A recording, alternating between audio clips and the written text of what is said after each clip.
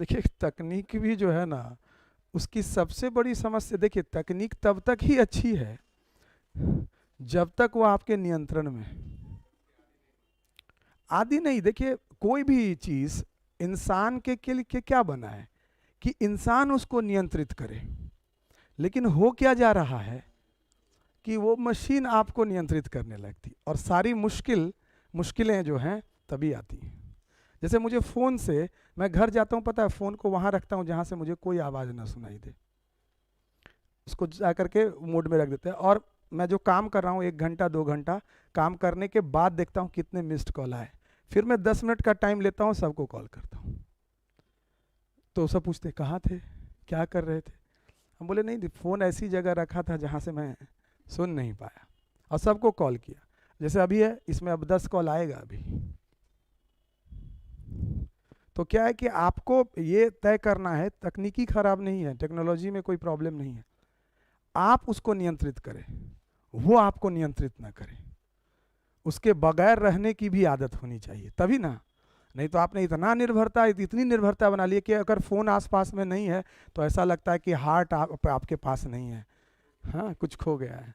वो नहीं होना चाहिए, ठीक है। तो मुझे तो फ़ोन से बहुत दिक्कत है। मैं एमए तक, मतलब मुझे स्कॉलरशिप मिलता था, सब मिलता था, मैं कभी भी महंगे जूते नहीं खरीदे, फ़ोन नहीं खरीदा, फ़ोन खरीदा ही नहीं एमए तक। उसके बाद ऐसा हुआ कि जो सुपरवाइज़र थे बोले यार तुम फ़ोन नहीं रखते हो, तुम्हें कांटेक्ट करना बड़ा मुश्किल है, कोई ज़रूरी चीज़ होती है, तो मैंने छोटा सा फ़ोन एक खरीदा। लेकिन मुझे आदत नहीं थी फ़ोन की ना।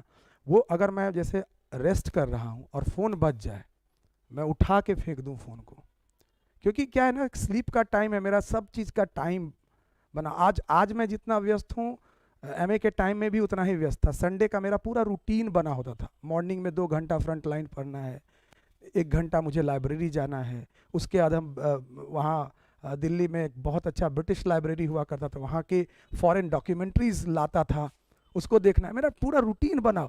और अगर आपने मुझे 10 बजे सोना है, 5 बजे उठना है, 5 बजे का मेरा पूरा टाइम बना हुआ है, उसमें रिंग, हम बोले यार मोबाइल तो बर्बाद कर देगा।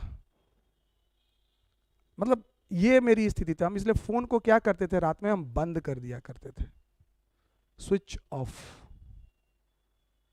अब नहीं कर पाते क्योंकि ऑफिस से कभी फ़ोन आता, या घर माँ पापा अब हो गए ओल्ड एज में, कोई भी डिस्ट्रेस कॉल आ सकता है, इसलिए बंद नहीं कर सकता हूँ। नहीं तो मैं फ़ोन बिल्कुल नहीं। अरे यार वो आपकी सुविधा, मैं सो नहीं सकता ठीक से, कौन फ़ोन किया, थोड़ी सी घंटी बजी, अब पता चला सब काम छोड़ो, कुकिंग कर रहे हो, जल गया सब्जी, उसके चक्कर में दूध उबल के नीचे गिर गया। लाइव है, अरे यार ये बड़ी समस्या है अपनी। अब मैं क्या ना, कैलकुलेटेड मन की बात नहीं कर सकते ना, उतनी सुविधा नहीं है मेरे पास। ठीक है, good morning everyone. And just एक ऐसी ही बातें थी, उसको इग्नोर करके आप चलेंगे। अभी हम लोग बातें कर रहे हैं ज्योग्राफी ऑप्शनल में, जो हमारा देखिए पूरा का पूरा जो सिलेबस है, जियोमॉर्फोलॉजी की चर्चा की पहले, अभी क्लाइमेटोलॉजी की बात कर रहे हैं। मुझे पूरी उम्मीद है कि आप सब लोग एनसीईआरटी भी पढ़ रहे होंगे। एनसीईआरटी की किताब पढ़ने में अब थोड़ी आसानी लग रही होगी, कुछ समझ में आ रहा होगा। अब ऐसा नहीं लग रहा, अपरिचित नहीं लग रहे होगा, जो शब्द हैं वो अपरिचित नहीं लग रहे होंगे। अब थोड़ा लग रहा होगा कि हाँ समझ में आ रहा है क्या कहना चाह रहा है। और अगर ये हो रहा है आपके साथ, इसका मतलब आप सही दिशा में हैं, यानी सिम्टम बहुत ठीक ठाक है। धीरे धीरे हम लोग जो 67th के लिए स्टूडेंट्स हमसे जुड़े हैं, उनको मैं कहूँगा कि ये काम एनसीईआरटी को पढ़ने का लगातार जारी रखिए। 2 फायदे हैं, एक तो आपके जो शब्द हैं, वो जो कहते हैं शब्द भंडार है, उसमें वृद्धि होती है। कहते हैं ना शब्द ही नहीं मिलते। शब्द क्यों नहीं मिलते आपको? क्योंकि आप पढ़ते नहीं हैं। पढ़ना लिखने के लिए कहते हैं कि अगर आप 2 पेज लिखना चाहते हैं तो 10 पेज पढ़िए। If you read 10 pages then you are eligible for writing 2 pages. ये कहा जाता है कि अगर आपको कुछ लिखना हो तो अच्छी किताबें पढ़िए। तो बहुत किताबें आप नहीं पढ़ सकते हैं क्योंकि टाइम कॉन्स्टेंट है। कोपन समझ में नहीं आ रहा है अरे तो कोपन तक पहुंचे कहाँ भाई? अनिल पूछ रहे हैं कि कोपन समझ में नहीं आया। कोपन मतलब क्लाइमेटिक क्लासिफिकेशन में, काफी बाद में है कोपन। और बिल्कुल आपको मेरी क्लास में बने रहिए, कोपन आपको बहुत अच्छे से समझ में आ जाएगा, बहुत मुश्किल नहीं। उसके पीछे जो चलता है, उसका जो बैकग्राउंड है, उसको समझ जाएंगे तो कोपन भी समझ में आ जाएगा। अभी तो हम क्लाइमेट तक पहुंचे नहीं हैं अनिल, अभी तो हम बातें कर रहे हैं कि जो बैकग्राउंड में है आपका। हो सकता है आप पहले से मुझसे जुड़े हो तो थोड़ा आपको मालूम हो, इसलिए रिपीटेटिव लगेगा, बट हम लोग आएंगे कोपन तक भी, ठीक है? और आपको बढ़िया समझ में बढ़िया से आ जाएगा। देखिए, सिलेबस को समझने की बात थी और उसी में हम चर्चा कर रहे थे क्लाइमेटोलॉजी की। पिछले क्लास में हमने आपको बताया था कि एटमॉस्फेयर किस तरह से डिफरेंट लेयर्स में अरेंज्ड है और उसके क्या कैरेक्टरिस्टिक फीचर हैं। ये कई बार परीक्षा में पूछा गया है, तो मैंने कहा था आप अपने स्तर से थोड़ा सा उसको पढ़ लीजिए। एनसीईआरटी की किताब जो है वो बेस्ट बुक है स्टार्ट करने के लिए। उसमें बहुत सारी प्राइमरी चीज़ें दी गई हैं, कुछ से तो आप परिचित भी होते हैं और कुछ चीज़ें आपको नई मिल जाती हैं। तो आप अभी उसको पढ़िए। आंसर कैसे लिखना है उसकी चर्चा मैं हर क्लास में करूँगा, और इस बार मैंने सोचा है कि आपको एक मॉडल आंसर भी दूंगा। अब मॉडल आंसर का मतलब नहीं कि अब जब सर ने दे ही दिया है तो अपना हाथ पैर क्या डुलाना, ये नहीं। आप खुद से उसको लिखिए। मॉडल आंसर को आप एक कहते हैं ना, कभी कभी चूंकि समय इस बार कम है, 3 महीने है, तो होता है कि आपके पास बहुत ज़्यादा एक्सपेरिमेंट करने के लिए टाइम नहीं है, ये मैं मानता हूँ। तो मॉडल आंसर रहेगा तो उसकी मदद से आप ज़्यादा जल्दी उत्तर लिखने में सफल होंगे। और बहुत लोग जो नहीं लिख पाएंगे टाइम कांस्टेंट के, उसके लिए वो काम करेगा। लेकिन आप ये जान लीजिए कि मॉडल आंसर को एज इट इज़ आप लिखेंगे परीक्षा में तो उससे आपका भला नहीं होगा, वो मैं पहले ही बता दूं। लेकिन इस बार से चूंकि इतना दबाव है कि सर कुछ तो दिया जाए, कुछ तो हो, तो ठीक है। रेफरेंस मटेरियल जो है लगभग सारे टॉपिक के जो ऐप है आरआर कैंपस का, उस पर अब पहले से ही अपलोड कर दिया गया है। सिलेबस जो भी आप देखिए कि वो अपलोडेड है, और आप जो ऑफलाइन में जितने भी स्टूडेंट हैं उनको ऑनलाइन में भी एक्सेस है, तो आप वो देख सकते हैं। You can go through that कि सारा रेफरेंस मटेरियल है। मेरे ख्याल से ये एटमॉस्फेयर का कंपोजिशन वाला भी मैं बोल दूंगा, अगर नहीं है तो वो अपलोड हो जाएगा। तो आप उसको रेफरेंस मटेरियल को पढ़िए। पहले एनसीईआरटी पढ़िए। फर्स्ट स्टेप क्या है कि एनसीईआरटी को पढ़ना चाहिए, और उसके बाद जो है आप रेफरेंस मटेरियल को पढ़िए। उसके बाद क्या है, जो अंडरस्टैंडिंग क्लास के अंदर डेवलप हुई है उसको देखिए, और उन 3 मतलब आपका स्ट्रक्चर जो है वो क्लास के अंदर जो हम पढ़ाते हैं वो होगा, उसमें भरा किया जाएगा। वो फॉर्डर कहाँ से आएगा, वो रेफरेंस मटेरियल से आएगा। शब्द कहाँ से आएंगे, एनसीईआरटी से आएंगे। इन 3 के कॉम्बिनेशन से अच्छा उत्तर आपका बनेगा। और एक बार लिखने का आदत आप में विकसित हो गया तो आप इतने कंफर्टेबल हो जाएंगे कि आपको ये नहीं दबाव महसूस नहीं होगा, और क्वेश्चन के रिक्वायरमेंट के हिसाब से आप उत्तर लिखेंगे। अगर समझ नहीं होगी ना तो पता चलेगा पूछा कोप्पन, जैसे उन्होंने पूछा कोप्पन समझ में नहीं आता। कोप्पन जो है एक क्लाइमेटोलॉजिस्ट हैं जिन्होंने विश्व के जलवायु का वर्गीकरण प्रस्तुत किया है। अब यह है कि कोप्पन कभी कभी पूछता है कि कोप्पन के जलवायु प्रदेश को बताइए, कभी कभी पूछता है कोप्पन के जलवायु वर्गीकरण का आधार बताइए।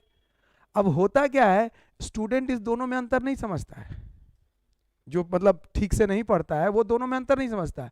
वो आधार भी पूछता है तो लिखता वही है, और अगर जलवायु प्रदेश भी पूछे जाते हैं, क्लाइमेटिक रीजन्स भी, तब भी वो वही लिखता है।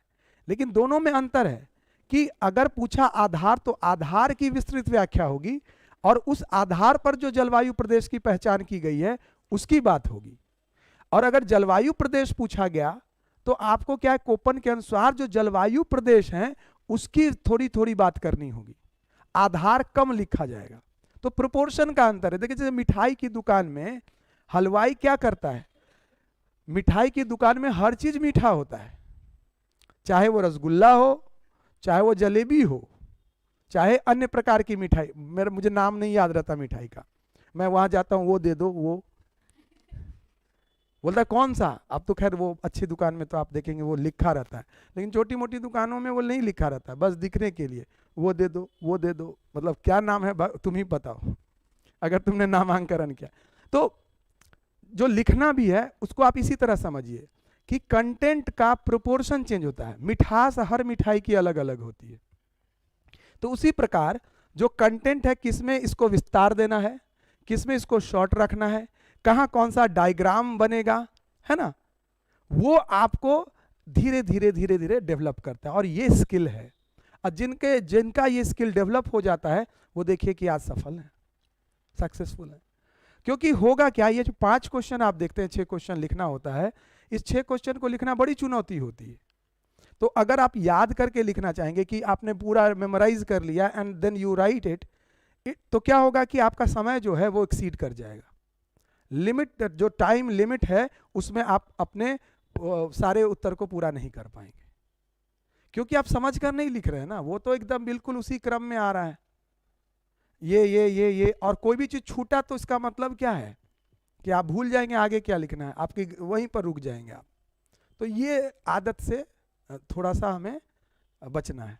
तो प्रोसेस है, तो इसीलिए मैं उस पर ज़्यादा जोर देता हूँ, ज़्यादा बल देता हूँ। आते हैं क्लाइमेटोलॉजी पे। क्लाइमेटोलॉजी की चर्चा हमारी चल रही थी। हमने सबसे पहला प्राइमरी बिंदु क्या बताया जलवायु विज्ञान में, कि आपको वायुमंडल की संरचना पढ़नी है। थोड़ा बताया भी है कि कैसे पढ़ना है। हम और भी पॉइंट्स आपको बताएंगे उसके अंदर, लेकिन अभी जो सिलेबस है उसको भी थोड़ा समझ लें, तो ताकि आपका एनसीईआरटी कम से कम एक बार पूर्ण हो जाए। ठीक है, उसके बाद हम टॉपिक के गहराई पे भी आएंगे, रेफरेंस मटेरियल देंगे, तो आपका लिखना प्रारंभ हो जाएगा। और संभवतः अगले सप्ताह से हम लोग लिखने की वाले पोजीशन में आएंगे। ठीक है, एनसीईआरटी एक बार पढ़ लेंगे, टॉपिक हम डिस्कस कर देंगे, और उसके बाद रेफरेंस मटेरियल। तो ये 3 चीजें हो गई, तो लिखना प्रारंभ हो जाएगा अगले वीक से। जलवायु विज्ञान में पहला टॉपिक जो था वो था वायुमंडल की संरचना। मैंने बताया ना, संरचना का मतलब समझते जाइए, छोटी छोटी कॉन्सेप्ट हैं, और इसका संगठन यानी कंपोजिशन, कौन कौन सी गैस है ना।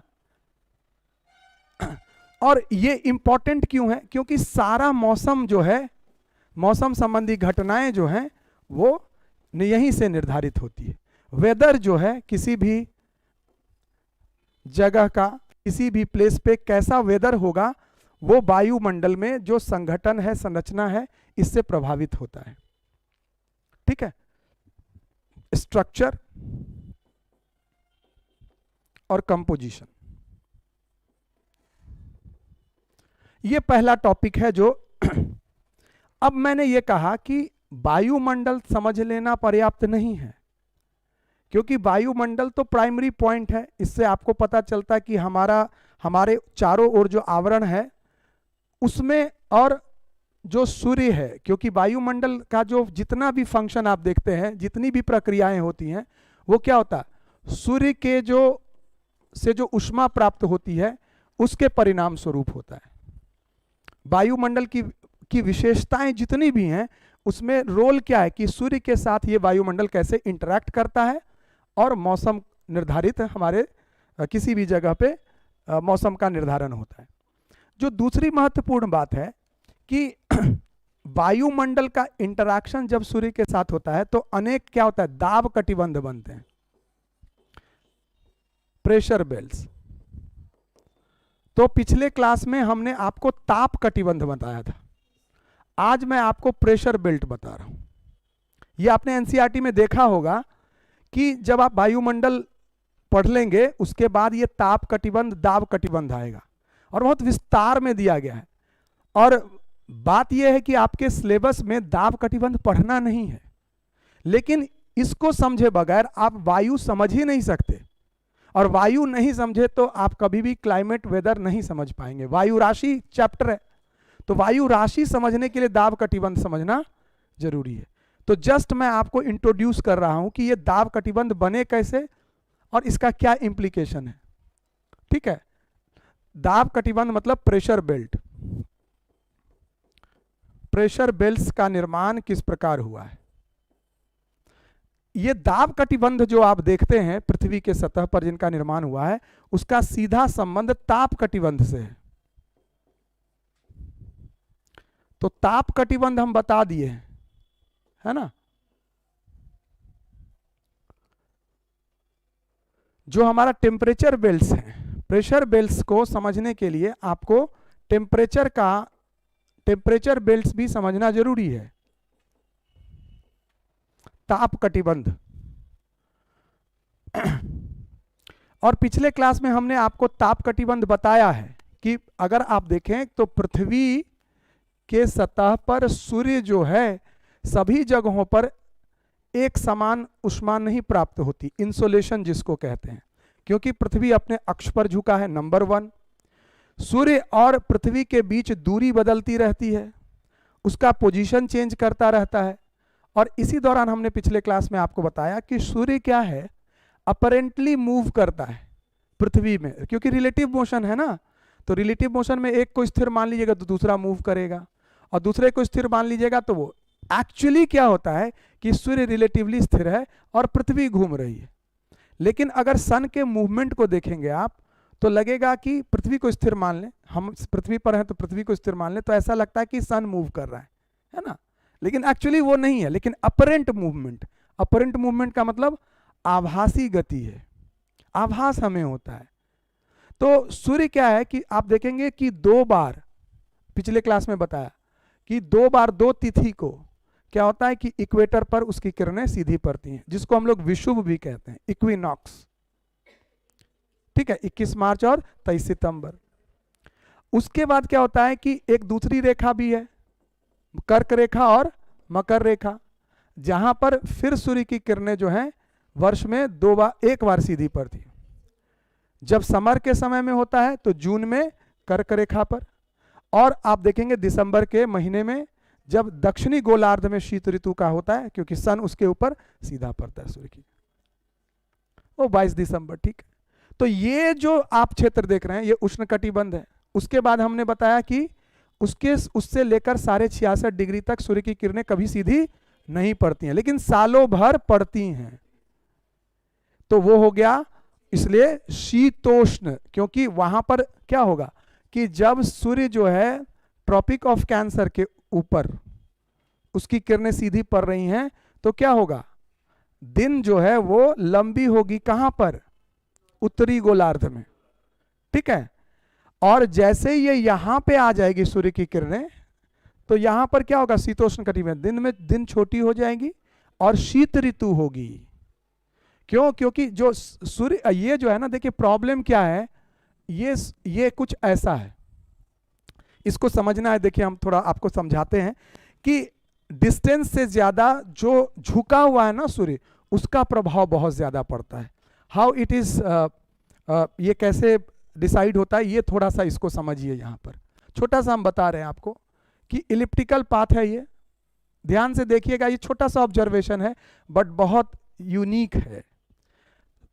जो पृथ्वी है वो इस प्रकार से है।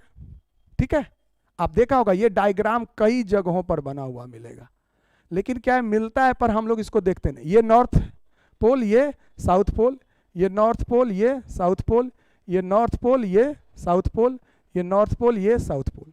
ये देखिए इक्वेटर पे सीधा पड़ता है, ये दोनों पोजीशन वैसा है ना। और अब देखिए सूर्य मान लेते हैं कि किसी यहाँ पे, दिस इज सन। अब क्या होता है कि ये जो आप कर्क रेखा देख रहे हैं, इसके ऊपर सीधी पड़ी रेखा, देखिए नॉर्थ जो है वो झुका हुआ है सूर्य की तरफ, साउथ क्या है, साउथ पोल, ये अवे है, इसलिए यहां शीत ऋतु होती और किरणें भी सीधी पड़ रही। अब देखिए जरा यहां से, अब देखिए ये जब आता है ना तो ये मकर रेखा है, इसके ऊपर देखिए सीधा पड़ रहा है, तो क्या नॉर्थ वाला जो है वो दूर हो गया, it is away from the सन।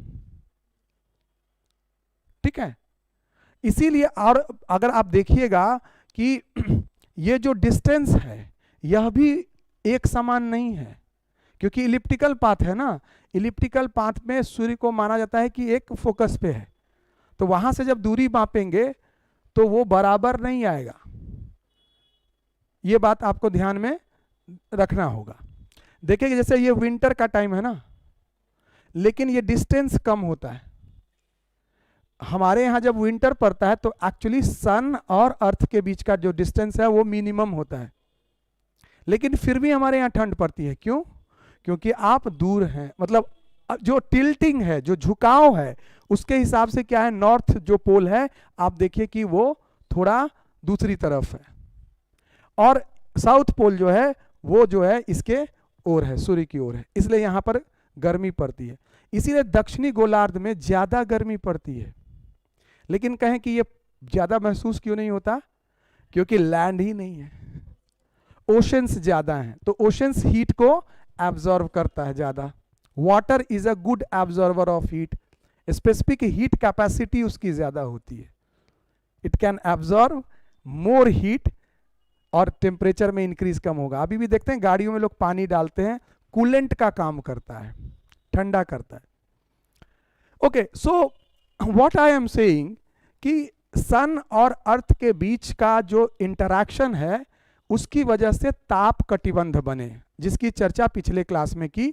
और ये 3 ताप कटिबंध जो बने वो हमने आपको बताया। एक तो बना जो ट्रॉपिक ऑफ कैंसर, जिसको ट्रॉपिक्स कहते हैं। ट्रॉपिक्स का मतलब ही यही होता है, सूर्य की किरणें कहीं ना कहीं ट्रॉपिक्स में ही सीधी पड़ती है सालों भर। तो ये वाला एरिया क्या हुआ, ये उष्ण कटिबंध या ट्रॉपिकल बेल्ट कहते हैं, बताया था पिछले क्लास में। उसके बाद एक बताया ये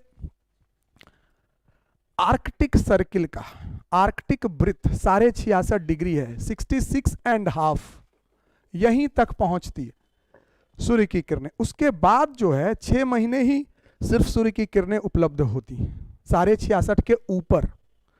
ये है आर्कटिक वृत्त। और ये क्या है, इधर आप देखेंगे वो है अंटार्कटिक वृत्त,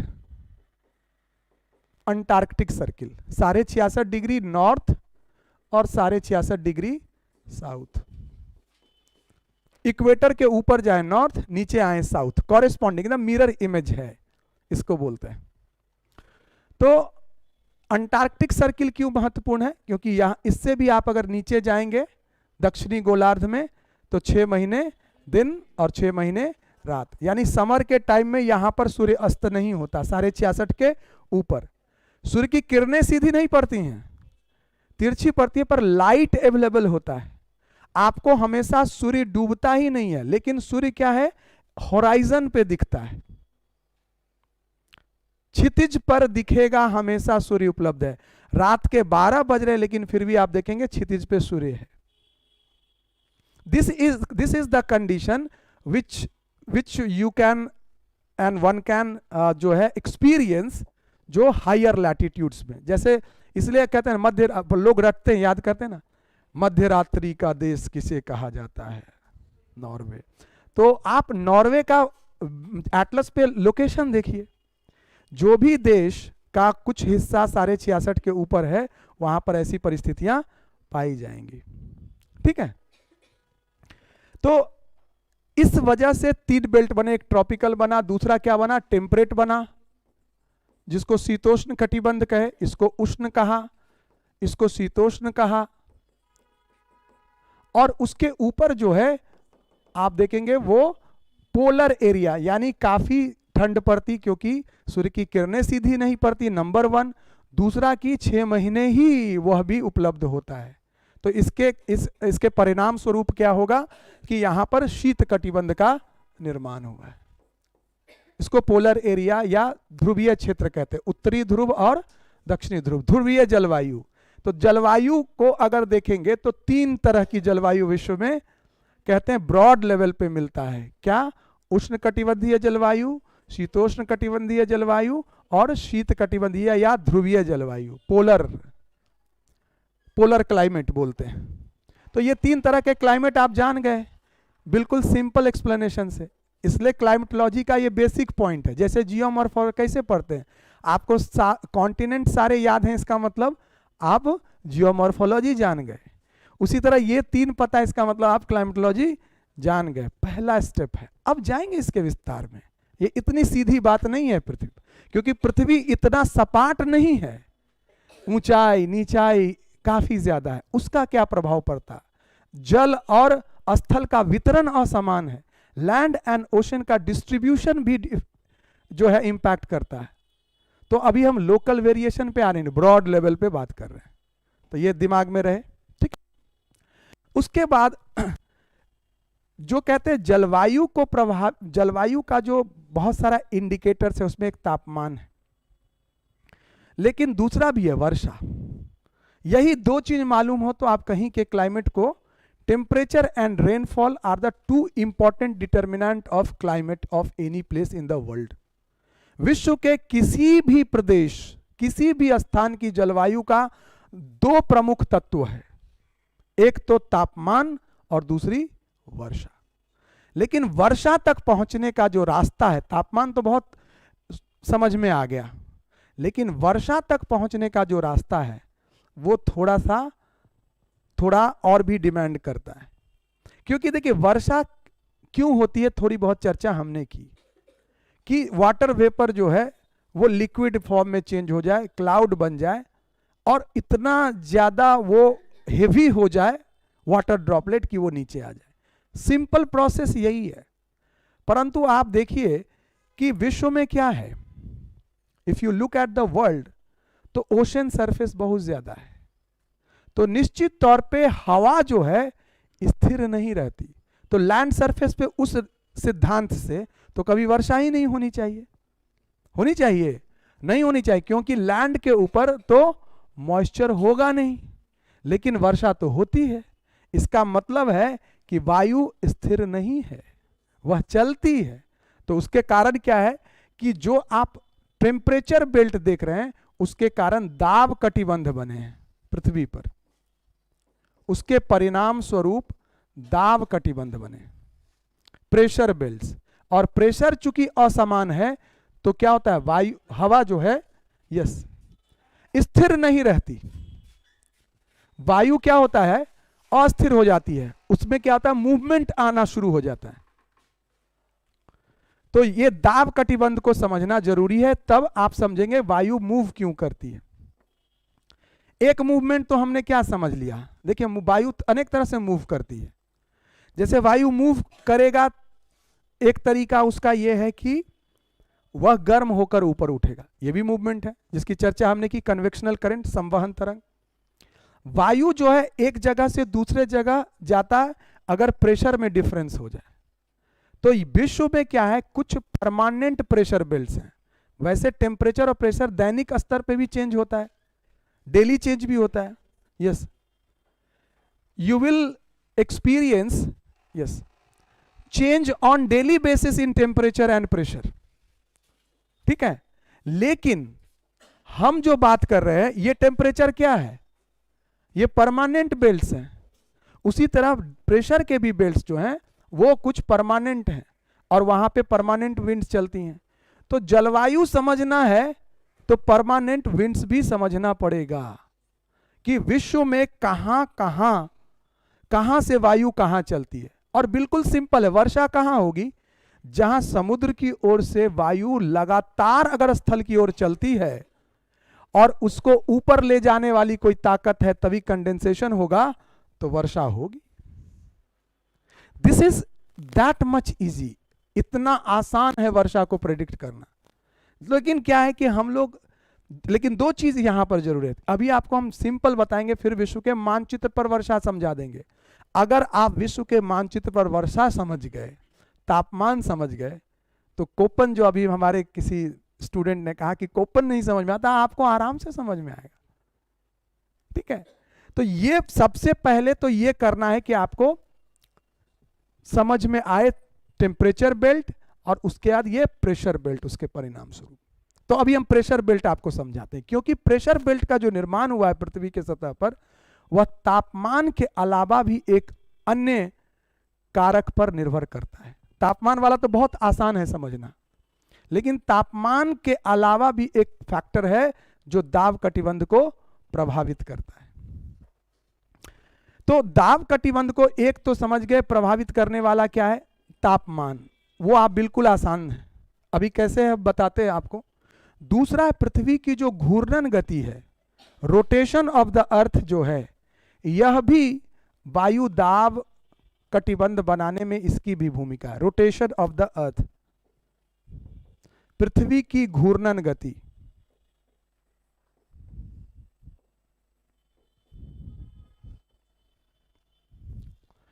ये ज्योग्राफी ऑप्शनल की अभी क्लास चल रही है, ठीक है। After some time we will start GS, ठीक है। थोड़ी आज संडे थी, थोड़ी देर से क्लास शुरू हुई है, ठीक है। तो आप बैठ सकते हैं, कोई प्रॉब्लम नहीं, because we are talking about very basic things in geography optional, लेकिन ये आपके भी काम आएगा। These things are important for any aspirant, कोई भी परीक्षार्थी हो उनके काम आ सकता है, because these are the basic building blocks in geography and it will help you in preliminary exam. और ऑप्शनल में तो ये समझदारी जरूरी है, ठीक है। तो अभी जो जीएस के लिए आप लोग है ना, तो जीएस को हम लोग थोड़ी देर में शुरू करते हैं, क्योंकि ठंड का समय है तो थोड़ी देरी हो जाती है और स्टूडेंट भी थोड़े से देर से आते हैं, तो हम लोग थोड़ी देर में शुरू करेंगे, हैं। तब तक आप कर सकते हैं, कोई प्रॉब्लम की बात नहीं। अब ये जो दाब कटिबंध प्रेशर बेल्ट है पृथ्वी के सतह पर, इसका बहुत महत्व है, ठीक है, क्योंकि ये विंड को निर्धारित करेगा। तो ये बनता कैसे है, तो पहले ये समझिए कि दाब क्यों महसूस होता है।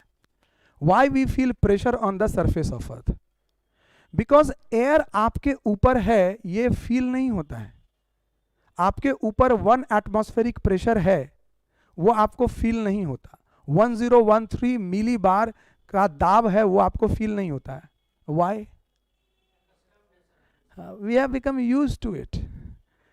आप अगर जब से आप पैदा होते हैं तब से आप ये भार महसूस कर रहे हैं। छोटे बच्चे से लेकर सब एक समान भार महसूस करता है, तो we have become used to it. कहते मतलब एक कहना है ऐसा, पता नहीं ये कितना साइंटिफिकली ट्रू है, but I have read it somewhere, कि जब बच्चा पैदा होता है बर्थ के समय, वो जो रोता है उसका कारण यही होता है कि उसको जो अचानक प्रेशर फील होता है एयर का, because in the womb he is very satisfied, एकदम protected world. When he comes out he feels the pressure of atmosphere, और वो उसकी वजह से, I may not be true, ये बहुत एक्सप्लेनेशन बहुत ठीक हो या ना हो, बट यू कैन अंडरस्टैंड कि एटमॉस्फेरिक, और फिर क्या धीरे धीरे हम बिकम यूज टू हो जाते हैं। तो ये प्रेशर का, और ये प्रेशर जो है हमेशा फील होता है, तो इसलिए आप उसको इग्नोर कर देते हैं, उसको महसूस नहीं करते। लेकिन अगर मान लीजिए कोई ऐसी जगह से कोई व्यक्ति है जहां दाब कम है, तो उसको महसूस होगा बहुत ज्यादा प्रेशर है। और चूंकि हमारा पूरा बॉडी जो है वह भी इवॉल्व इसी तरीके से हुआ है, और आप फील करते हैं जैसे आप बहुत ऊंचाई पर चले जाएं तो क्या हो जाता है, ब्लीडिंग शुरू हो जाती है। यानी प्रेशर बाहर कम हो गया और अंदर क्या है आपके बॉडी में एटमॉस्फेरिक प्रेशर के बराबर है, तो क्या होगा, इट विल कम आउट, जो फ्लूइड है वो बाहर आना शुरू हो जाता है, ठीक है। तो समझ रहे, तो हमारा चूंकि बॉडी इवॉल्व हुआ है, यहाँ पे human being has evolve over the million of years, तो हमारे शरीर में सारा चीज इस तरह से बैलेंस है कि एटमॉस्फेरिक प्रेशर को सस्टेन कर सकता है। अदरवाइज इट इज बहुत ज्यादा प्रेशर है, ऐसा नहीं है। इसलिए अब लोग कहते हैं ना बहुत प्रेशर है, सबके ऊपर प्रेशर है ठीक है। तो ये प्रेशर होता कहां से आता है, एयर से आता है। एयर, अगर एयर की प्रवृत्ति क्या है, जैसे ये पृथ्वी का सतह है, यहां पे क्या है, एयर जो है, आप देखिएगा एटमॉस्फेयर हम लोग पढ़ते हैं, तो जो हेवी पार्टिकल्स हैं, मॉलिक्यूल्स हैं, वो क्या होगा, पृथ्वी के नजदीक रहेगा बिकॉज ऑफ ग्रेविटेशनल फोर्स। लेकिन यार ये सब चीजें, तो ये क्या होता है कि अब मान लो कि इस पे इंसुलेशन हुआ है ना, और इंसुलेशन का बताया ना, वो सब जगह एक जैसा नहीं रहता। व्हाट विल हैपन, अब ये गर्म होगा तो फ्लूइड है, ये क्या होगा, एक्सपैंड करेगा, और एक्सपैंड करने के लिए अब इसके लिए नीचे तो जगह है नहीं, तो क्या होगा, ऊपर जाएगा। ऊपर जाएगा, अगर ये ये जो एयर का मॉलिक्यूल्स है ये ऊपर चला गया, what will happen, less air will be here, less air means less pressure. तो यहां क्या हो जाएगा, मोर, तो टेम्परेचर और प्रेशर का रिश्ता यहां पे क्या हुआ, if temperature increases pressure decreases, यानी तापमान और वायुमंडलीय दाब में जो है इनवर्स का रिलेशनशिप है। ठीक है, तो अब पृथ्वी के सतह पर आप बिल्कुल आराम से बता सकते हैं, very it's very easy and there is no prize for the guess, कि विषुवत रेखा पे यानी इक्वेटर के पास कैसा प्रेशर का कंडीशन होगा, low pressure, because temperature is high. तो तापमान ज्यादा है, इंसोलेशन ज्यादा है, हीट ज्यादा मिलता है, तो यहां पर परमानेंट क्या है, लो प्रेशर का जोन है नियर द इक्वेटर। इक्वेटर का 0 डिग्री और उसके ऊपर 10 डिग्री ऊपर नॉर्थ, 10 डिग्री साउथ, यहां पे परमानेंट लो प्रेशर है। ये मैं आपको अप्रोक्सीमेशन बता रहा हूं, ठीक है, इट विल अगेन इसका वेरिएशन होगा, लेकिन अभी क्योंकि लैंड के ऊपर ज्यादा लो प्रेशर होगा, ओशन के ऊपर रिलेटिवली हाई प्रेशर होगा। अभी बस धीरे धीरे कॉम्प्लेक्सिटी में हम जाएंगे, धीरे धीरे विल कम टू दैट। सो निम्न दाब केंद्र कहां बना, विषुवतीय, इसलिए इस क्षेत्र को 0 डिग्री से 10 डिग्री नॉर्थ, 10 डिग्री साउथ को क्या कहेंगे हम लोग, विषुवतीय निम्न दाब। हिंदी में इसे कहेंगे इक्वेटोरियल, और अंग्रेजी में कहेंगे इक्वेटोरियल लो प्रेशर। ये परमानेंट प्रेशर बेल्ट है, इक्वेटोरियल लो प्रेशर। और विषुवतीय जलवायु लिखते रहिए, ठीक है, कीप ऑन राइटिंग। तो ये विषुवतीय जलवायु बिल्कुल अलग होती है because of the influence of low pressure. यानी यहां पर क्या होगा, हमेशा कन्वेक्शनल करंट ज्यादा आएगा। आपको याद करिए ट्रोपोस्फियर में क्या बताया कि इक्वेटर के ऊपर जो ट्रोपोस्फियर का एक्सटेंट है, इट इज मतलब higher than the troposphere which lies over the polar areas. जो ध्रुवीय क्षेत्र के ऊपर है उसके मुकाबले इक्वेटर में ज्यादा है, क्योंकि यहां पर कॉन्स्टेंटली क्या होता है, संवहन तरंग चलती है।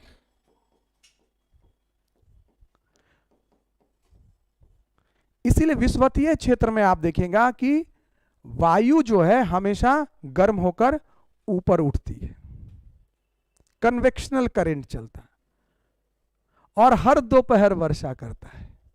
सबसे ज्यादा कब होगा संवहन तरंग, दोपहर के समय में, जब सूर्य की किरणें बिल्कुल सीधी पड़ती हैं। तो एवरी डे आपको लगेगा कि यहां पर जो है संवहनीय वर्षा होती है। वर्षा भी कैसी, संवहनीय वर्षा, कन्वेक्शनल रेनफॉल का क्षेत्र है। तो देखिए आप तापमान भी समझ गए, और अब इक्वेटोरियल एरिया में कन्वेक्शनल रेनफॉल भी समझ गए। संवहनीय वर्षा होती है, सालों भर वर्षा होती है, क्योंकि ये सालों भर होता है। दिस इज परमानेंट बेल्ट ना। तो देखो एक जलवायु आप ऐसे ही समझ गए, ठीक है, कि इक्वेटोरियल एरिया में किस तरह का तापमान मिलेगा। अब किसी ने कहा कोपन समझ में नहीं आया, कोपन समझा दें यहीं पर। अब देखो कोपन ने क्या किया, तापमान और वर्षा से क्लाइमेट को पहचाना, और दोनों के लिए क्या किया कि सिंबल यूज किया।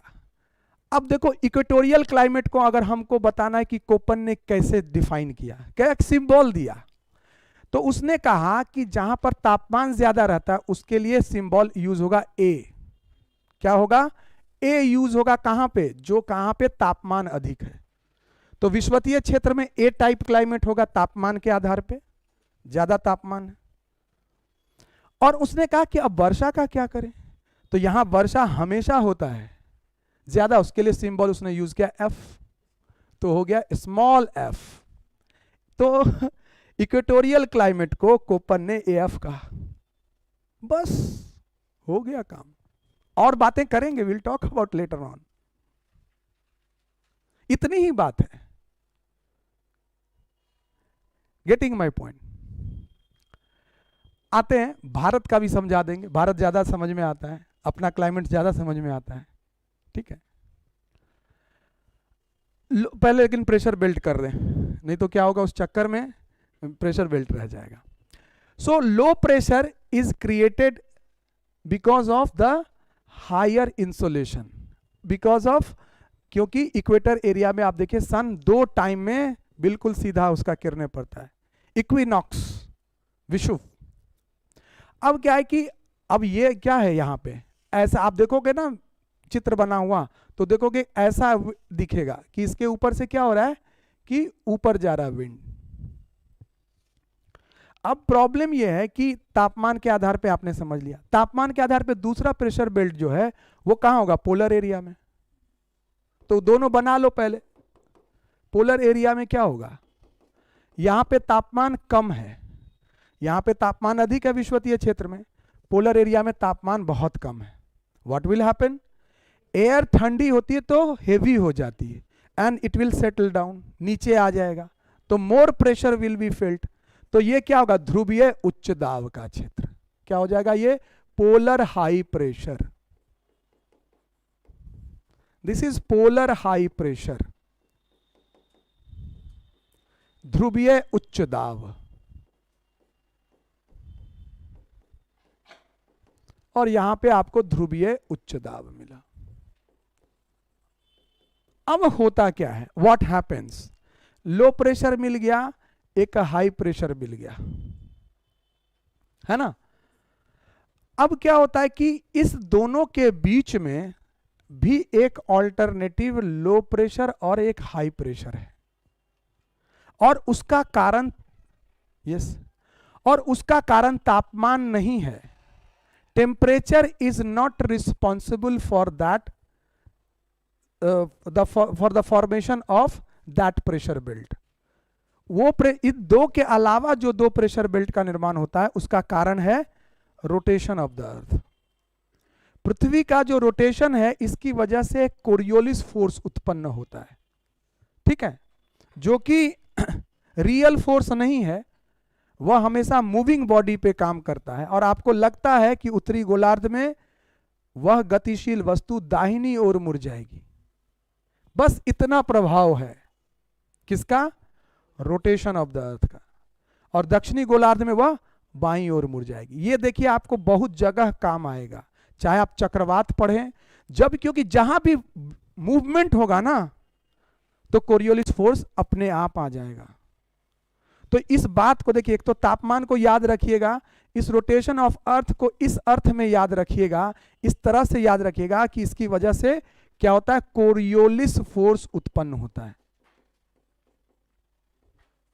कोरियोलिस बल। अब इसके बारे में 1-2 पॉइंट इसलिए हम बता देते हैं क्योंकि ज्योग्राफी ऑप्शनल के स्टूडेंट को कोरियोलिस फोर्स का बहुत बार जिक्र आएगा, ठीक है, जब हम आगे, जब भी, क्योंकि जब भी मोशन की बात करेंगे ना, जो भी मूव करेगा तो डायरेक्शन में जो चेंज आता है उसका कारण कोरियोलिस फोर्स होता है। तो ये बार बार आएगा, इसलिए हम उसको थोड़ा सा समझा देते हैं, ये होता क्या है, किस चिड़िया का नाम है। बहुत डिटेल में नहीं जाएंगे, बस थोड़ा सा आपको उसका वो है क्या, इंपैक्ट क्या करता है। कोरियोलिस फोर्स, तापमान समझ गए, उसके कारण 2 प्रेशर बेल्ट बना, ये समझ गए। अब ये कोरियोलिस फोर्स के कारण 2 प्रेशर बेल्ट और बनता है।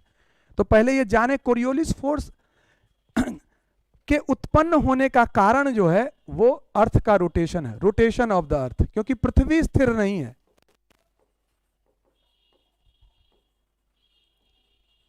तो क्या होता है, पृथ्वी जब स्थिर नहीं है, रोटेट कर रही है, और ये रोटेशन जो है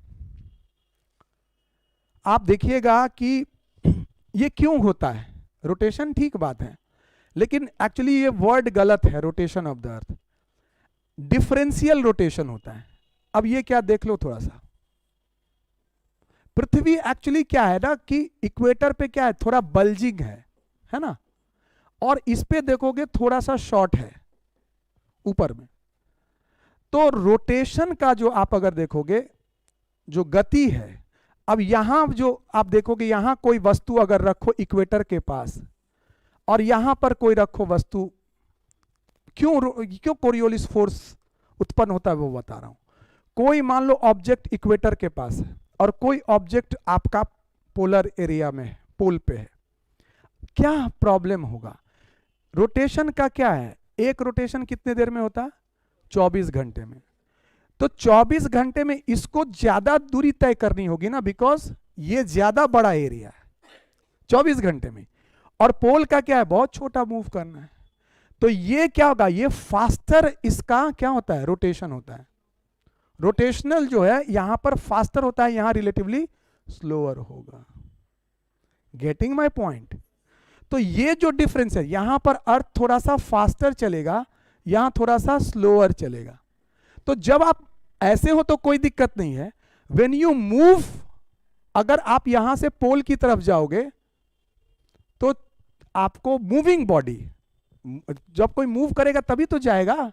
और हवाएं चूंकि क्या है, प्रेशर बेल्ट बन गया, ऊपर में हाई नीचे में लो, तो wind will blow high pressure to low pressure. तो व्हाट विल हैपन, ये जो रोटेशन का जो डिफरेंस है, यहां फास्टर यहां slower, it will have impact. क्योंकि ये तेज चला ये स्लो चल रहा है, तो क्या होगा कि आपको लगेगा क्या, जब आप जाएंगे उत्तरी गोलार्ध में तो क्या होगा, ये लगेगा कि कोई चीज दाहिनी ओर मुड़ जाएगी।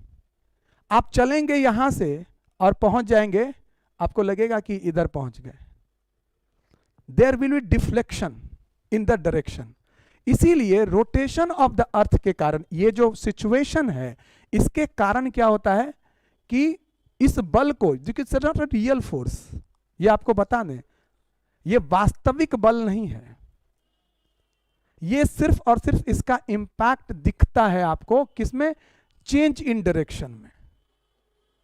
ठीक है, तो इससे क्या होता है, सिर्फ आपको दिशा परिवर्तित हो जाती है। पहली चीज एकदम दिमाग में क्लियर कर लेना है कि रोटेशन ऑफ द अर्थ के कारण, ऐसी परिस्थिति के कारण कोरियोलिस बल उत्पन्न होता है। और कोरियोलिस बल से कुछ नहीं होता है, गतिशील वस्तु जो होती है, ये देखिए स्थिर वस्तु पर काम नहीं करता, मूविंग बॉडी पे। तो मूविंग बॉडी जो है will be deflected और direction change in direction will take place.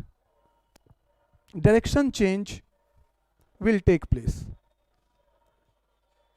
इस कोरियोलिस बल के कारण गतिशील वस्तु के दिशा में परिवर्तन होता है, यह वास्तविक बल नहीं होता है। ठीक है, अब देखिए one more thing will happen कि डायरेक्शन में चेंज कैसे होगा, तो ये उत्तरी गोलार्ध में अलग होगा, दक्षिणी गोलार्ध में अलग होगा। जब आप उत्तरी गोलार्ध में जाएंगे तो आप क्या जा रहे हैं, ऊपर जा रहे हैं ना, ऊपर की ओर जा रहे हैं। यहां पे क्या होगा, नीचे की ओर जाएंगे। तो अगर आप ऊपर की ओर जा रहे हैं तो डिफ्लेक्शन क्या होगा, दाहिनी ओर होगा, टुवर्ड्स राइट।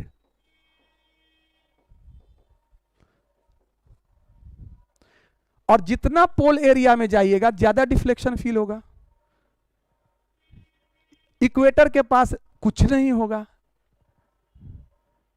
सिर्फ दिख रहा है ना।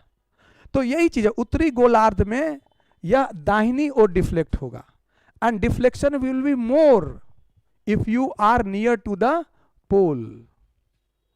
If you are near to the equator then it will be less, deflection will be felt. ठीक है, जो ये परिवर्तन है, ये जो घुमाव है वो कम होगा। दक्षिणी गोलार्ध में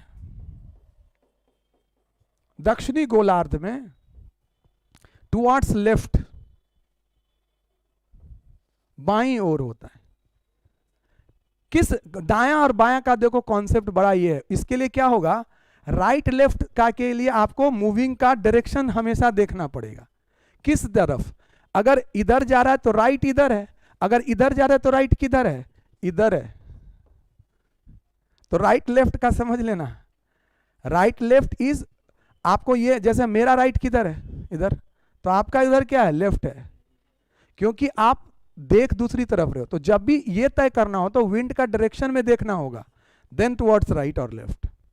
because if you change your direction, अपना आप डायरेक्शन चेंज कर दोगे तो ये भी चेंज हो जाएगा।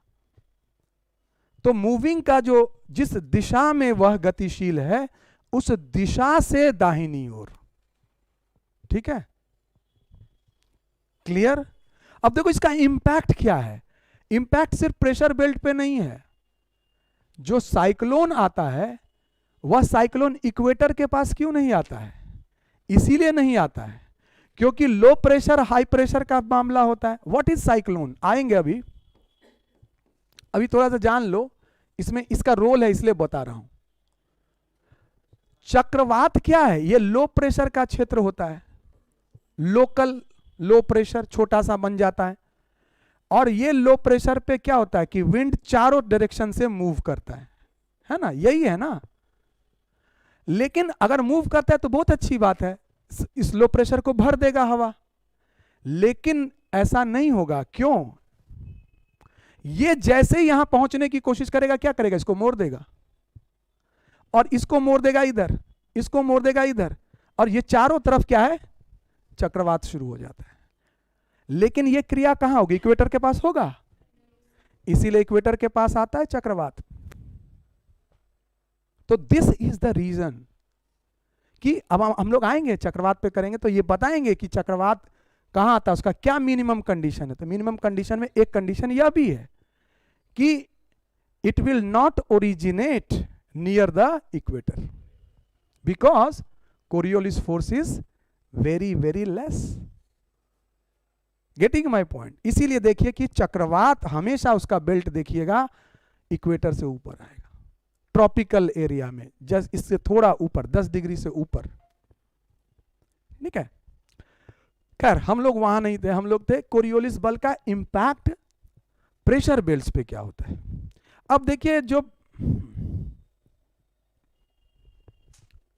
प्रेशर बेल्ट, ये जो सारा है ना, कॉपी पे नोट भी करिए, पीडीएफ के फॉर्म में मिल भी जाएगा, यहां से ले लेना। मैं कहता हूं हमेशा कि इसको पूरा, यस हाँ उत्पन्न नहीं होगा, लेकिन अगर मान लो दो चीज होता है, there is two things in cyclone, one is called trajectory. Trajectory का मतलब low pressure will also move, है ना। लो प्रेशर बन गया उसके और विंड चल रहा है। अब उसके बाद क्या होगा कि ये जो लो प्रेशर सिस्टम है ये भी स्थिर नहीं रहता है, बन जाने के बाद भी मूव करता है। हाँ, तो मूवमेंट के दौरान अगर मान लो कोई हवा चल रही है, परमानेंट विंड, उसको खींच के ले जाए इक्वेटर की तरफ तो जा सकता है, वो किधर भी जा सकता है। It is most unpredictable thing. इसीलिए क्या होता है कि सैटेलाइट इमेजरी उस पर नजर रखती है, ट्रैक करती है कि डायरेक्शन किधर है, कितनी देर में आएगा, है ना। क्योंकि it will always originate on the ocean surface that is very far from the coastal area. तटीय भागों से काफी दूर उसका विकास होता है। तो इसीलिए सैटेलाइट, और वो आने वक्त तट की ओर आ रहा है, किधर जाएगा पता नहीं, तमिलनाडु को टच करेगा कि आंध्रा को करेगा कि ओडिशा को करेगा कि बांग्लादेश की ओर मुड़ जाएगा, नोबडी नोज। समटाइम्स क्या होता है, बे ऑफ बंगाल से उछलकर वो, चूंकि आपका बहुत नैरो है ना लैंड मास, उससे उछलकर वो अरेबियन सी में भी चला जाता है। तो that can happen, that is different thing, that is trajectory, वो हो सकता है। लैंड पे ही जाने के बाद वो साइक्लोन में बात करेंगे कि साइक्लोन की ताकत कहां से आती है, इंजन क्या है साइक्लोन का, विल टॉक अबाउट दैट। सब चीज यही एक ही दिन में सब कुछ, क्लाइमेट भी हो गया, कोपन भी हो गया, बात करेंगे, विल टॉक अबाउट। ये साइक्लोन बड़ा टॉपिक है, बहुत बार पूछता है बीपीएससी, इसलिए हम लोग उसको बहुत अच्छे से करेंगे। बस अभी बेसिक चीज कर रहे हैं थोड़ा थोड़ा, हाँ। वो ट्रेजेक्ट्री अलग चीज है, वो हो सकता है लेकिन ओरिजिनेट नहीं होगा वहां, क्योंकि क्योंकि लो प्रेशर क्रिएट होगा, उसको फिल कर देगा चारों तरफ से वायु, उसमें मूवमेंट नहीं होगा। It will always develop away from the equator, वो हमेशा विषुवत रेखा से दूर उसका विकास होगा। कई बार मैंने बताया भी है। अब आते हैं ये प्रेशर बेल्ट पे क्या इंपैक्ट होगा इसका। दो प्रेशर बेल्ट बनेगा। अब देखो विंड जो है ये इसको थोड़ा सा ऐसे करके समझो, ये ऐसे कोई नहीं आपको बताएगा। ये जो है ये क्या है, ये इक्वेटर में मान लो इक्वेटोरियल एरिया है, यानी 0 डिग्री यहाँ पे, 10 डिग्री नॉर्थ यहाँ पे, 10 डिग्री साउथ यहाँ पे। यहाँ पे क्या रहा है, ये गर्म हो रहा है विंड और ऊपर जा रहा है। अब ऊपर जा रहा है इसका मतलब नहीं कि यहां कोरियोलिस बल काम नहीं करेगा। Even your wind is going up, Coriolis force is acting on it. क्यों, क्या कहा हमने, मूवमेंट। तो मूवमेंट चाहे तो हॉरिजॉन्टल हो या वर्टिकल हो, it will have an impact. तो काफी जब ऊंचा वो चला जाता है तो कोरियोलिस बल के कारण क्या होगा, it will deflect towards right in the northern hemisphere and toward south in the southern hemisphere. ये दोनों तरफ ऐसे मुड़ जाता है। चूंकि मैं उसमें दिखा नहीं सकता था इसलिए मैंने वो वाला डायग्राम नहीं बनाया, ठीक है। तो अब हम तो पता चल गया यहां लो प्रेशर बन गया, वेरी गुड। अब क्या होता है कि ये आकर थोड़ी दूर आकर फिर क्या होता है, परिस्थितियां देखकर नीचे की ओर बैठने लगता है। इट विल कम डाउन, जहां पर उसको सुटेबल लगेगा, जहां ये इंटेंस नहीं है वहां पर आकर क्या होगा, वो बैठ जाता है। It will settle down somewhere.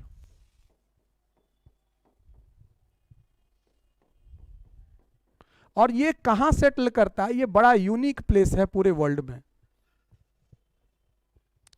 Equator से जो हवा ऊपर उठती है वह एक क्षेत्र विशेष में नीचे बैठती है, और वो हमेशा जो है वो देखिएगा आपकी 25 से लेकर 35 डिग्री, ये 10 का हम लोग डिफरेंस इसलिए रखते हैं क्योंकि सीजनल वेरिएशन होता है प्रेशर बेल्ट में। 25 डिग्री से लेकर 35 डिग्री उत्तरी और दक्षिणी अक्षांश के बीच ये सेटल करता है।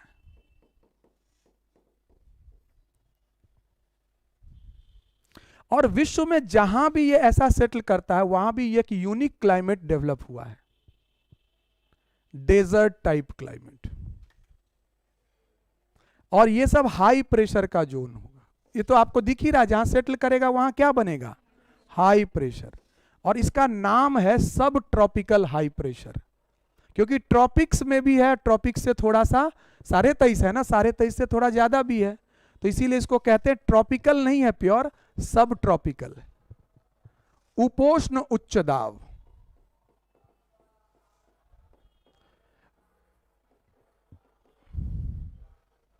उपोष्ण उच्च दाब।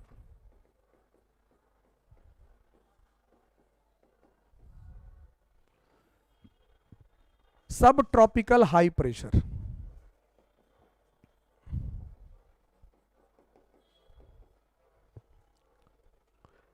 इसको आप देखिएगा, हाँ, विश्व में जहां भी ये बना है वहां पर मरुस्थल बना का निर्माण हुआ है। आप देखिए विश्व में जितने भी उष्णकटिबंधीय मरुस्थल हैं वो सब जो हैं 25 से लेकर 35 के बीच में ही आपको मिलेंगे, सभी आप देख लिए कॉन्टिनेंट्स में।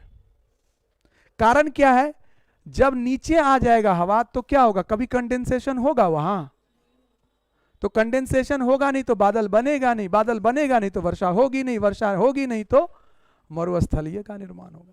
तो these are the reasons of desert climate. Desert आपका है यहां पे,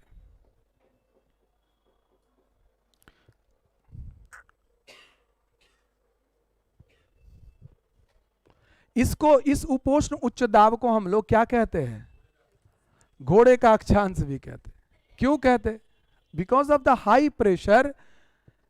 जो पुराने समय में हॉर्स ट्रेड होता था उसको काफी परेशानी होती थी इस हाई प्रेशर से, उनके जो शिप हैं वो सिंक करने लगते थे, तो इसको हम लोग इसीलिए वो घोड़े को फेंक दिया करते थे टू लोड को कम करने के लिए। जो उनका अपना जहाज होता था, शिप होता था, या फिर जो भी उनका उस समय में उतनी तकनीक नहीं थी तो उसको वो फेंक दिया करते थे, तो इसलिए इसको घोड़े का अक्षांश भी कहते हैं। पीटी का क्वेश्चन, हॉर्स लैटिट्यूड, कौन सा लैटिट्यूड को हॉर्स लैटिट्यूड कहते हैं, तो 25 से लेकर 35 के बीच जो अक्षांश है उसको हम लोग कहते हैं। देखिए हमारे लिए क्या है कि हाई प्रेशर ही कैसे बना, ये तापमान से नहीं बना, कोरियोलिस फोर्स के कारण ही इसका निर्माण हुआ। तो इनडायरेक्टली क्या हुआ अब देख लीजिए। अब आते हैं ये, अब ये समझ में आएगा, ये है लो प्रेशर है ना, और इसके ऊपर क्या बन गया, एक हाई प्रेशर। ये हाई प्रेशर, ये लो प्रेशर, ये इक्वेटोरियल लो प्रेशर, ये सब ट्रॉपिकल हाई प्रेशर। तो क्या होगा, अब हाई प्रेशर से लो प्रेशर विंड चलेगी, चलेगी ना, नीचे भी चलेगा वैसा ही बनेगा। हाई प्रेशर, सब ट्रॉपिकल हाई प्रेशर, विंड चलेगी ऐसे। लेकिन जैसे ही मूवमेंट आएगा कोरियोलिस फोर्स फिर से काम करेगा, और ये कभी भी सीधा नहीं चलेगा, ये कैसे चलेगा, दाहिनी ओर मोड़ देगा, और इधर क्या होगा, बाईं ओर मोड़ देगा। ये कितने लोगों को समझ में आ गया? ठीक है, डायरेक्शन में कोई प्रॉब्लम नहीं ना। इसीलिए ये दो ट्रेड विंड का निर्माण होता है। ट्रेड विंड क्या है, जो सब ट्रॉपिकल हाई प्रेशर से इक्वेटोरियल लो प्रेशर की ओर चले। तो दो ट्रेड विंड होगा। विंड का एक चीज जान लो, आज के समय में क्लाइमेटोलॉजी पढ़ रहे हैं, एक चीज आप सब लोग समझ लीजिए, विंड का नामांकन, यार ये तो बड़ा ही हाई, कैंसिल। विंड के बारे में एक चीज आप जान लीजिए, विंड का नामांकन हमेशा उसके दिशा, जिस दिशा से चलती है उस दिशा के आधार पर किया जाता है। जैसे ही कोई कहे कि वेस्टर्ली विंड है, इसका मतलब पश्चिम से आ रही है।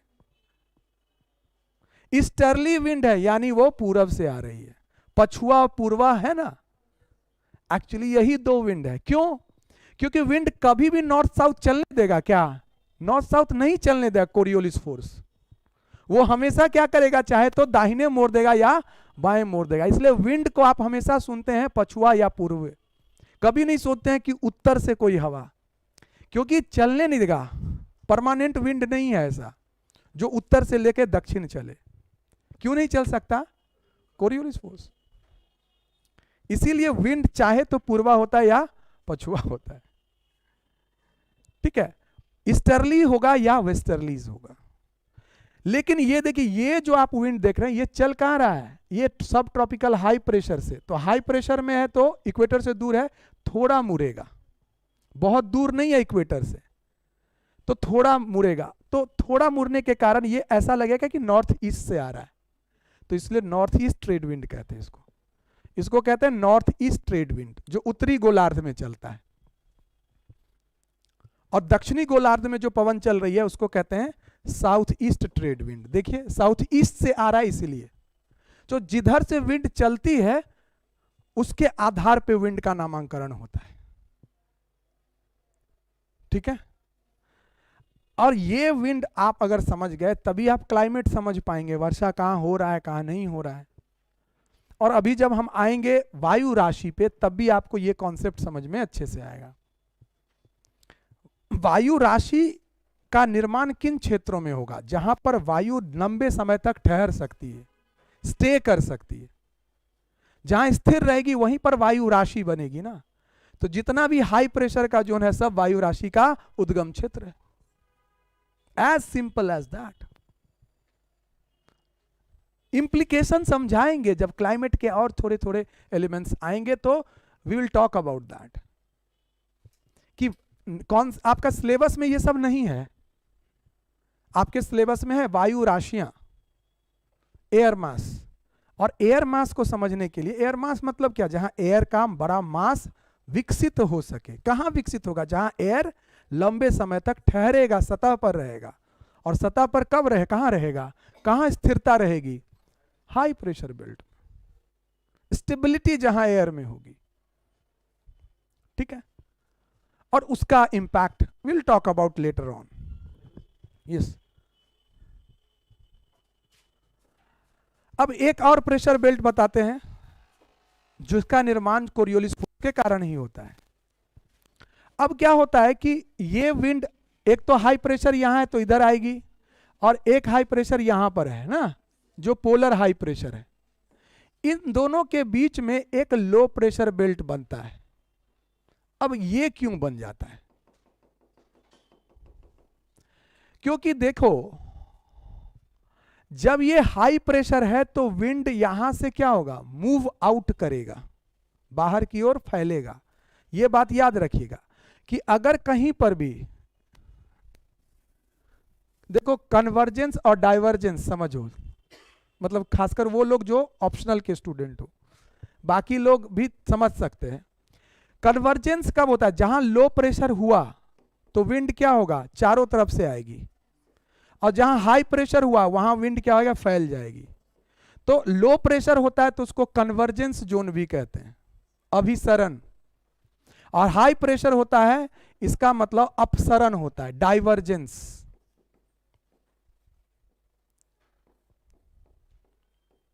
यहां पे विंड फैल जाएगा। कन्वर्जेंस जहां भी होगा सारा क्लाइमेटिक चीज यही होता है, और जहां डाइवर्जेंस होगा वहां मौसम बहुत शांत साफ रहेगा। इसीलिए इसको साइक्लोनिक कंडीशन कहते हैं और इसको एंटी साइक्लोनिक कंडीशन कहते हैं। प्रति चक्रवातीय स्थिति क्या होती है, हाई प्रेशर कहीं क्रिएट हो जाए तो वहां से विंड फैल जाएगी, मौसम वहां शांत रहेगा, यहां पे हलचल रहेगी, एवरीबडी इज कमिंग। जैसे बड़े शहरों में सब तरफ से लोग, कितनी हलचल रहती है, आप समझो। गांव वही लो शहर जो है लो प्रेशर है, चारों तरफ से लोग आ रहे हैं, इधर से उधर से, है ना। गांव जाओ, सब लोग वहां से बाहर जाते हैं, आउट माइग्रेशन। तो शांत है, गांव जाओ कोई हलचल नहीं, किसी को कहीं नहीं जाना है, आराम, शांत जीवन है। इसलिए लोग कहते हैं रूरल टूरिज्म, शहरी जीवन से मतलब लो प्रेशर से आराम से हाई प्रेशर में चले जाओ, प्रेशर कम हो जाएगा।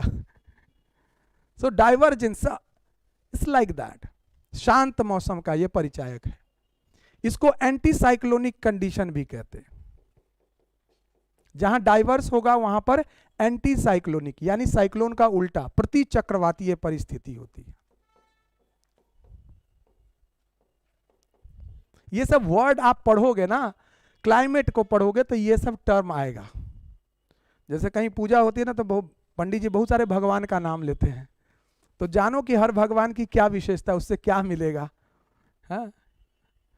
तो उस तरह का है, जो टर्म्स हैं वो उसी तरह का, वो क्या करते हैं ये पता होना चाहिए।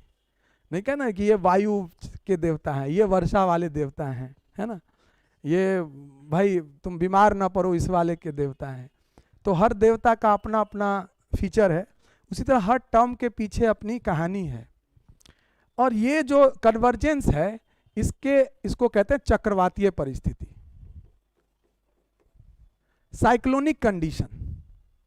जहां भी होगा थोड़ी सी अस्थिरता आएगी।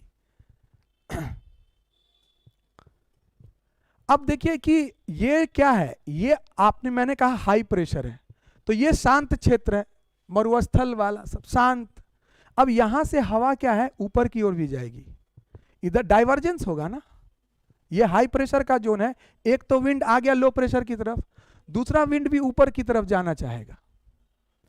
और व्हाट विल हैपन कि ये अगर यहां जाएगा तो it will not settle down, क्योंकि अब ये पोल की तरफ जा रहा है, तो पोल की तरफ क्या होगा, ये फैल जाएगा, सतह पे रहेगा ही नहीं।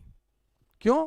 क्योंकि ये एरिया ज्यादा बड़ा, ये छोटा है, सारा विंड उधर गया। यस, तो what will happen, air can not, मान लो कि ये अर्थ क्या है, एक ऐसा बॉक्स की तरह है, यहां से हम सारी चीजों को अगर यहां भेज दें, यहां एरिया क्या है, कम हो गया ना, तो ये ठहर पाएगा सतह पे,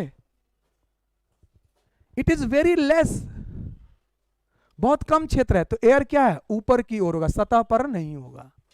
इसके कारण से ही ये अगेन कोरियोलिस फोर्स के कारण ही है, क्योंकि वो आपको डिफ्लेक्ट कर देगा। क्या यार, वो डिफ्लेक्ट कर देगा, और इस डिफ्लेक्शन की वजह से क्या होगा कि इस हाई प्रेशर और इस हाई प्रेशर के बीच में एक लो प्रेशर क्रिएट हो जाएगा। इसको कहते हैं सब पोलर लो प्रेशर, सब पोलर लो प्रेशर। और सारे सब पोलर लो प्रेशर यानी उपध्रुवीय निम्न दाब। क्या है ये? उपध्रुवीय निम्न दाब। और ये जो विंड इधर की ओर चलेगा लो प्रेशर की तरफ, वो क्या होगा? वो और भी ज्यादा डिफ्लेक्ट हो जाएगा, डिफ्लेक्शन ज्यादा होगा, है ना। ये जो लो प्रेशर बनेगा सब पोलर लो प्रेशर, और यहां पे हाई प्रेशर, वो क्या होगा? विंड जो चलेगी इधर हाई प्रेशर से low pressure, what will happen? ये जो है बाईं ओर मोड़ दिया जाएगा, it will deflect towards left. तो विंड क्या है? ऐसे मुड़ जाएगी। तो इसी कारण से आप देखिए कि अब अगर आप देखेंगे टेम्परेट जोन में, तो ये पवनें जो चलती हैं सब ट्रॉपिकल हाई प्रेशर से सब पोलर लो प्रेशर की तरफ, उस विंड को हम लोग कहते हैं वेस्टर्लीज, यानी पछुआ पवनें। बिकॉज इसमें डिफ्लेक्शन इतना ज्यादा होता है कि आपको लगेगा कि पश्चिम से आ रही है, इसीलिए इसको वेस्टर्लीज कहते हैं। और जितना भी टेम्परेट बेल्ट है यानी शीतोष्ण कटिबंध के क्षेत्र हैं, वहां पर पछुआ पवनों के प्रभाव से ही मौसम बदलता है। ठीक है, तो ये विंड का आपको हमने बता दिया कि एक तो हो गया ट्रेड विंड और दूसरा हो गया वेस्टर्लीज, जो परमानेंट विंड है, पछुआ पवने। उत्तरी गोलार्ध की अलग पछुआ पवने, दक्षिणी गोलार्ध की अलग पछुआ। देखो पवनों को समझना इसलिए भी जरूरी है ज्योग्राफी ऑप्शनल के लिए, क्योंकि ओशनोग्राफी में जब ओशन करेंट्स बात करेंगे तब भी आपको ये, क्योंकि विंड क्या करता है, उस वाटर को भी अपने साथ बहा ले जाएगा और उससे क्या ओशन करेंट्स डेवलप करते हैं। This is one of the factors behind ocean currents. तो इसीलिए इसलिए कहते हैं ना कि ज्योग्राफी में एक कॉन्सेप्ट, खासकर क्लाइमेटोलॉजी का जो कॉन्सेप्ट है, वो एक दूसरे से जुड़ा हुआ है, ओवर द टॉपिक स्प्रेड किए करता है ये। इसीलिए ज्योग्राफी ऑप्शनल उन लोगों को रास नहीं आता है जो एब्सेंट माइंडेड लोग हैं या फिर जो कनेक्ट नहीं कर पाते हैं चीजों को। उनको लगता है कि अच्छा ये भी पढ़ो, ये कहां कहां आपको काम करेगा आपको पता नहीं है, ये पूरा एक कॉन्सेप्ट के रूप में काम करता है। इसीलिए ज्योग्राफी ऑप्शनल कभी कभी आपको मुश्किल भी लगता है, बट अगर आप इसको सिस्टमेटिक तरीके से पढ़ें, some most scientific paper and give you more marks and you will enjoy also. एक बार समझ गए, याद करने की थोड़ी सी ही जरूरत होती है। एक बार टेक्निकल टर्म से दोस्ती हो गई तो आपको बहुत अच्छा लगता है समझने। न्यूज़पेपर, जीएस का पेपर, वहां भी आप इन सब चीजों का प्रयोग कर सकते हैं। ठीक है, साइक्लोन अगर पूछा जाता है, डिजास्टर मैनेजमेंट, वहां अगर आप थोड़ी सी चर्चा ज्योग्राफी की कर देते हैं तो आपको बाकी लोगों से 2 नंबर ज्यादा मिलना तय है। तो ये इसका लाभ है, ये इसका फायदा है, लेकिन स्टेप बाय स्टेप अगर आप पढ़ें तो सब पोलर लो प्रेशर समझ गए। यस, वन मोर विंड, अभी जस्ट हम 2 मिनट में खत्म करेंगे, फिर जीएस शुरू करेंगे। हाई प्रेशर से लो प्रेशर भी विंड चल रही है ना, इसको कहते हैं पोलर विंड्स। अब क्या होगा कि हाई प्रेशर से जो लो प्रेशर चलेगा बिल्कुल सीधा चलेगा? नहीं चलेगा। क्या, कैसे होगा?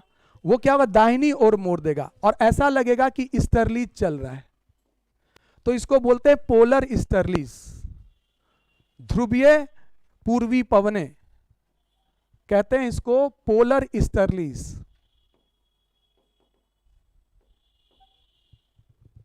तो ये 3 परमानेंट विंड हैं, trade wind, westerlies and polar easterlies. इन तीनों को ध्यान में रखिएगा तो वर्ल्ड का क्लाइमेट जेब में, और आराम से आपको यह समझ में आ जाएगा। ठीक है, चूंकि आप लोग कोपन की भी थोड़ी बात कर रहे थे, तो इक्वेटोरियल क्लाइमेट के लिए ए है, तो ड्राई क्लाइमेट के लिए बी है। ड्राई क्लाइमेट को जितना भी डेजर्ट ओजर्ट है उसको बी से डिनोट किया जाता है, जहां रिलेटिवली कम वर्षा होती है उसको कोपन में बी से डिनोट किया जाता है।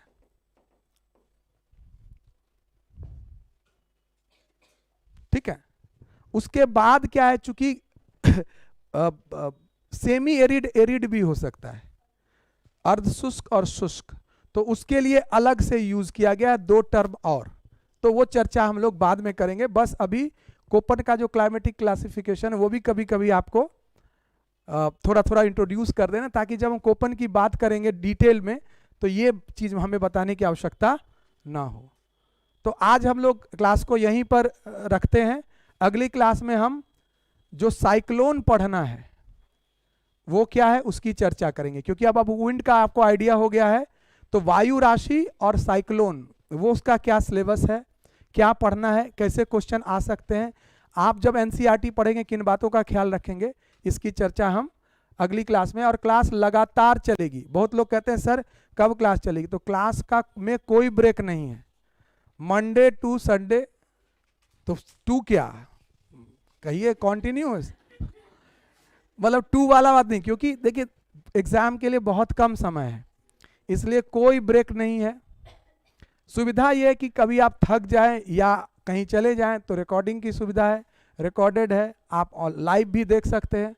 ऑफलाइन स्टूडेंट के लिए लाइव की भी सुविधा है, उनको ये एक्सेस मिला है, तो वो वहाँ पर भी इसको देख सकते हैं और आराम से पढ़ सकते हैं।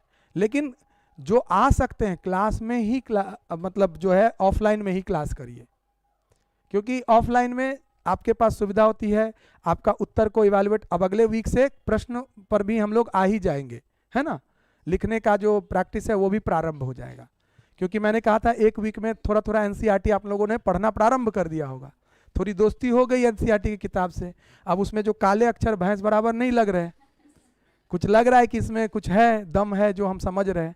तो ये अगर आप में हो गया तो it means you are on right path and we can continue it. हाँ, लेटर हम जब करेंगे तो वो होगा, ठीक है। तो क्लास को यहीं पर समाप्त करते हैं। Any question? नहीं, अभी क्वेश्चन नहीं है, पढ़िए तब क्वेश्चन और भी आएंगे, ठीक है। तो आज का क्लास ज्योग्राफी ऑप्शनल का यहीं समाप्त करते हैं। अब जो अगली क्लास होगी वो जीएस की क्लास होगी, ठीक है, और उसको हम प्रारंभ करेंगे 5 मिनट के ब्रेक के बाद, ठीक है। और 2 घंटे तो लेंगे ही क्लास, और उसके बाद देव सर भी 1 घंटे पॉलिटी का। और कल से मंडे से मॉर्निंग में मेरी क्लास होगी और इवनिंग में पॉलिटी प्रारंभ हो जाएगा, पॉलिटी आईआर। टाइमिंग रहेगा 7 बजे, 7 o'clock, 7 बजे से लेकर 8:30 मैक्सिमम, 8:30 आप एकदम फ्री हो जाएंगे, ज़्यादा देर तक नहीं, क्योंकि जरूरी है ये क्लास, इसलिए क्योंकि समय हमारे पास कम है। हम चाहते हैं कि हमने पहले कहा 10 मार्च तक हमें ख़त्म करना है सारा टॉपिक, एवरी टॉपिक, तो हमें सुबह और शाम दोनों क्लास करना होगा, ठीक है।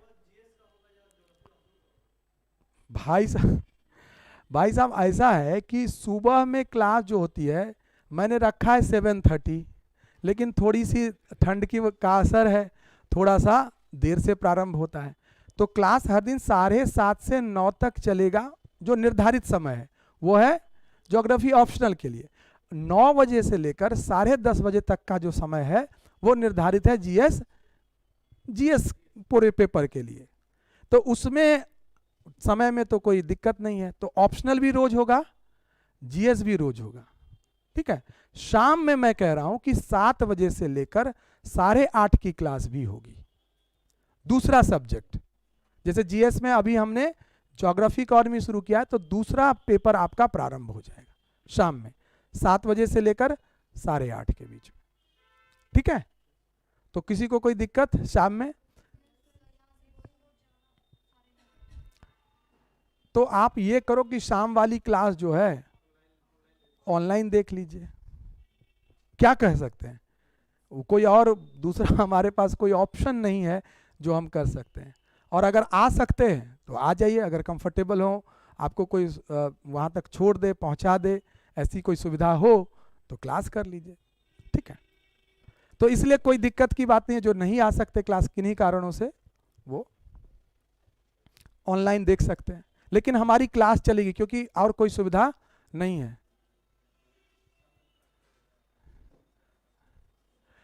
अरे भाई अभी, हाँ किसी ने, देखो बता दूं, देखो जो पूरा शेड्यूल से ही होगा क्लाइमेटोलॉजी, अभी एक्चुअली इंट्रोड्यूस कर रहा हूं आपको जो टॉपिक्स हैं, इसीलिए क्या है आपको लग रहा है कि एक दिन स्ट्रक्चर की बात की, दूसरे दिन we are talking about something else.